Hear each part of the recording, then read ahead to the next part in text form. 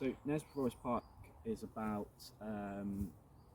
similarly to Longlands Common, is about protecting nature, enhancing nature, opening up for the community, providing that space for people to disconnect, to sort of reconnect with the natural environment, to learn about our local natural habitats, and just really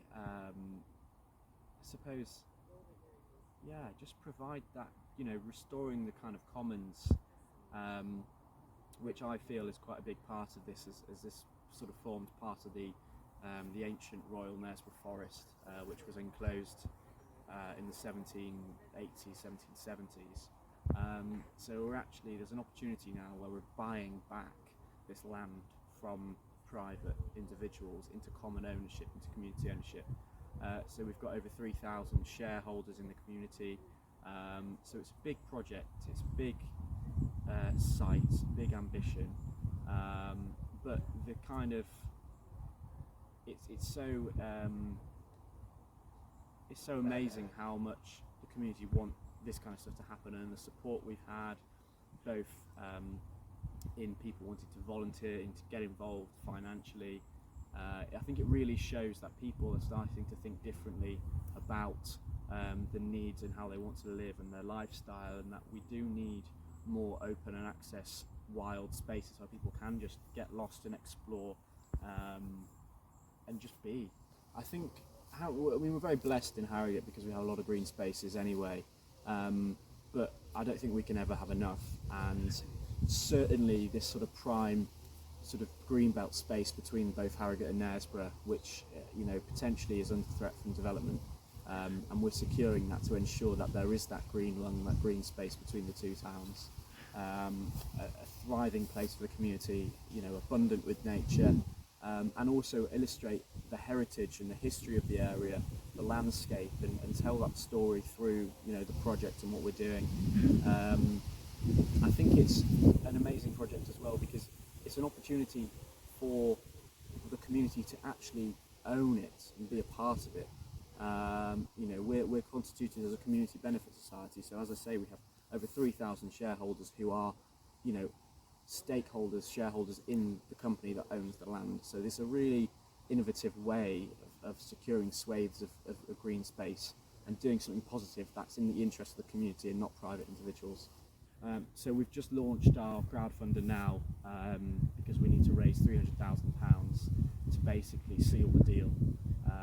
We were very grateful to receive a £400,000 grant from a local foundation, the George Moore Foundation, who really kick-started the project for us. We had a great swathe of pledges and support from the community after that, and then due to time constraints we had to seek a bridging loan from a philanthropic lender. So Julia Davies from We Have the Power has enabled us to actually put in a bid and secure the land, and now we need to pay her loan off. So our crowdfund has been launched. We need to raise 300,000. Within a week we're already on 60,000. So we really need as much of the community to come together to really ensure that we can protect all this land, as much land as possible, to protect the Greenbelt, create more wild spaces for people, and nature. We'll see it better from in here. This is the second of the hay meadow fields, but this one is going to be used for a food forest. I don't know whether you know about food forest concept. It's a permaculture concept where you plant things in association on different levels. So you have the big tall fruiting trees, and underneath that you'll have some intermediate trees like fruit bushes and nut bushes. Underneath that you have smaller plants, and then you have the ground cover plants. It's all planting things in association because they do much better in association than what they do individually with bare earth around them or something like that.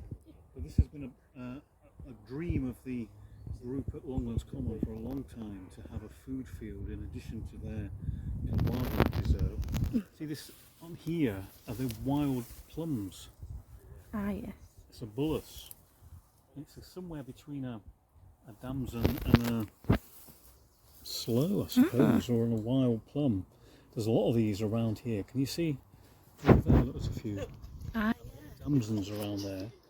And I think part of the concept of the food forest, it's going to encourage like foraging, but they'll plant stuff to be foraged, so it's not kind of threatening nature at all to be there, but it's that kind of concept where you can have some kind of wild plants for your salad. Also with that, we might do the tea garden, where we can grow all the plants we can use for making tea, all the different herbs to make kind of interesting teas, which we can have a brew up as we're working. And maybe even a dye garden where you can have dye plants to grow there. Little corner we can have a patch of wheat or a patch of flax.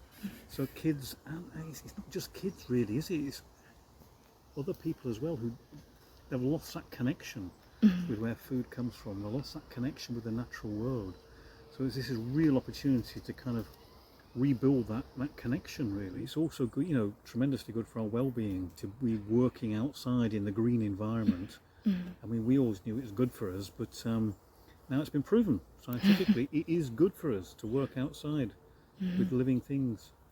And it's such an opportunity really to do that alongside all our other stuff of, you know, rebuilding biodiversity and all the other things that we can do here.